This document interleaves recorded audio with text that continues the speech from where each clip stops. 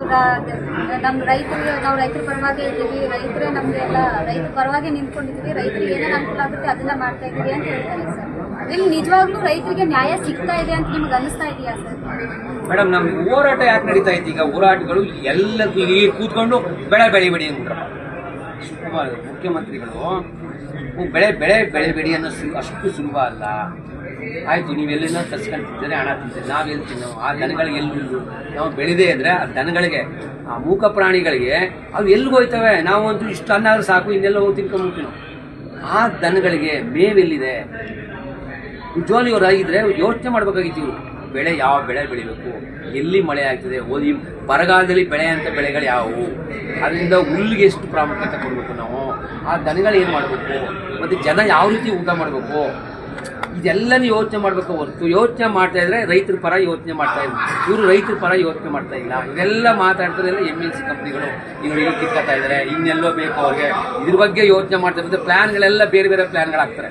ಇವತ್ತು ನೀವೇನೇ ಮಾಡಿ ಮಧ್ಯಾಹ್ನ ನೀವು ಎಲ್ಲೇ ಇರಿ, 2 ಗಂಟೆ ಆಯಿತು ಅಂದ್ರೆ ಏನು ಬೇಕು ನಮಗೆ ಊಟ ಬೇಕು. ಆ ಊಟ ಇಲ್ಲ ಅಂದರೆ ನಿಮ್ಮ ಕೆಲಸ ಎಲ್ಲ ಸ್ಟಾಪ್ ಆಗೋಯ್ತದೆ.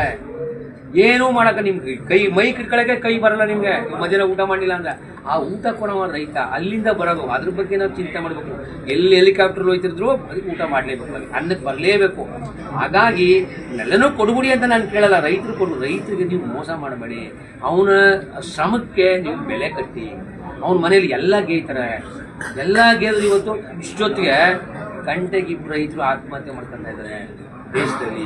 ಯಾರು ಚರ್ಚೆ ಮಾಡ್ತಿದ್ರಿ? ಪಾರ್ಲಿಮೆಂಟ್ ಚರ್ಚೆ ಮಾಡ್ತಾ ಇದ್ದಾರೆ, ವಿಧಾನಸೌಧದಲ್ಲಿ ಚರ್ಚೆ ಮಾಡ್ತಾರೆ. ಮತ್ತೆ ಏನು ಚರ್ಚೆ ಮಾಡ್ತಾ ಇದ್ರಿ ನೀವು? ಏನು ಚರ್ಚೆ ಮಾಡ್ತಾ ಇದ್ರಿ? 75 ಭಾಗ ನಾವಿದ್ದೀವಿ, ಇವತ್ತು ಉಳಿಸ್ಕೊಂಡಿದ್ದೀವಿ. ಸರ್ಕಾರಗಳನ್ನೇ ಉಳಿಸ್ತೀವಿ, ಸರ್ಕಾರಗಳನ್ನೇ ಚೇಂಜ್ ಮಾಡೋರಿಗೆ ನಿಮ್ಮ ಚೇಂಜ್ ಮಾಡೋದು ಶಿವಕುಮಾರ್ ಅವ್ರಿಗೆ ಕಷ್ಟನಾ?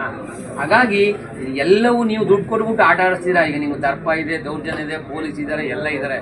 ಆದರೆ ನಮ್ಮನ್ನ ನೀವು ಅಷ್ಟು ಸುಲಭದಲ್ಲಿ ಅದರಲ್ಲಿ ನೀವು ಬದುಕೊಡೋಕ್ಕಾಗಲ್ಲ. ಆದ್ದರಿಂದ ನೀವು ಮರ್ತು ಬಿಡಿ. ಯಾಕಂದರೆ ಬೇಕಾದಷ್ಟು ಹೋರಾಟಗಳನ್ನ ಮಾಡಿ 40 ವರ್ಷದ ಹೋರಾಡಿ ಪ್ರಧಾನಮಂತ್ರಿಗಳೇ ಮಂಡಿ ಬಿಟ್ಟಿದ್ದಾರೆ. ನಾವೇನು ಡೆಲ್ಲಿಲಿ ಮತ್ತು ಹಿಂದೆ ಮನಮೋಹನ್ ಸಿಂಗ್ ಇರ್ಬೋದು, ಇಂದಿರಾ ಗಾಂಧಿ ಇರ್ಬೋದು, ಎಲ್ಲರೂ ಇವತ್ತು ರೈತರು ನಿಮ್ಮ ಏನು ಮನಮೋಹನ್ ಸಿಂಗು ರೈತರ ಒಂದಿದಕ್ಕೆ ಸಾಲ ಮನ್ನಾ ಮಾಡಿದ್ದಾರೆ. ಹಾಗಾಗಿ ನೀವೇನು ಅದ್ರಲ್ಲಿ ಭಾರಿ ದೊಡ್ಡ ವ್ಯಕ್ತಿ ಅಲ್ಲ. ನಿಮ್ಗೆ ದುಡ್ಡು ಇರ್ಬೋದು, ನಿಮ್ಮ ದುಡ್ಡನ್ನ ಹಾಕಿ ನಿಮ್ಮ ಮನೆ ದುಡ್ಡನ್ನ ಕೇಳಲ್ಲ. ನಾವೇನು 4 ಲಕ್ಷ ಕೋಟಿ ದುಡ್ಡು ಕೊಟ್ಟಿದ್ದೀವಿ, ಅದರಲ್ಲಿ ನಮ್ಮ ಪಾಲನ್ನ ನಾವು ಕೇಳ್ತಾ ಇದೀವಿ. ನಮ್ಮ ಪಾಲು ನಮಗೆ ಕೊಡಿ ಅಂತ ಕೇಳ. ನಿಮ್ಮ ಪಾಲನ್ನ ನಿಮ್ಮ ದುಡ್ಡನ್ನ ಕೇಳೋದು, ನಿಮ್ಮ ಮನೆ ದುಡ್ಡನ್ನ ಬೇಕಾಗಿಲ್ಲ.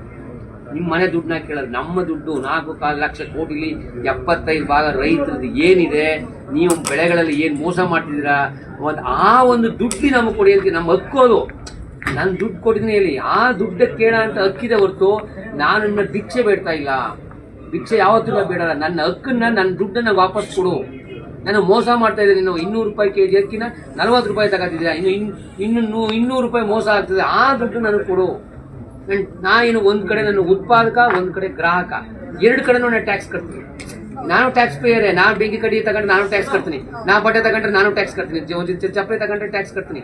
ಈ ಟ್ಯಾಕ್ಸ್ ಬರೀ ಓದಿರೋರಿಲ್ಲ, ನಾವು ರೈತರು ಟ್ಯಾಕ್ಸ್ನ ಅವ್ರು ಡಬಲ್ ಕಟ್ತೀವಿ. ಹಾಗಾಗಿ ಈ ಒಂಥರ ಕೆಲಸಗಳನ್ನ, ಒಳ್ಳೆ ಕೆಲಸಗಳನ್ನ ಮಾಡಿ ರಾಜ್ಯ ಸಮೃದ್ಧಿ, ಇಡೀ ದೇಶ ಕರ್ನಾಟಕವನ್ನು ನೋಡ್ಲಿ, ರೈತರು ಸಂತೃಪ್ತಿ, ಅವರ ಮುಖದಲ್ಲಿ ಮಂದಹಾಸ ಮೂಡಲಿ. ಭೂಮಿ ಕಿತ್ಗಳನ್ನೆಲ್ಲ ಬಿಟ್ಬಿಡಿ. ಕಿತ್ಕೊಂಡ್ರೆ ಹೋರಾಟಗಳು ಮುಂದುವರಿಯುತ್ತೆ. ಸರ್, ಇವಾಗ ರೈತ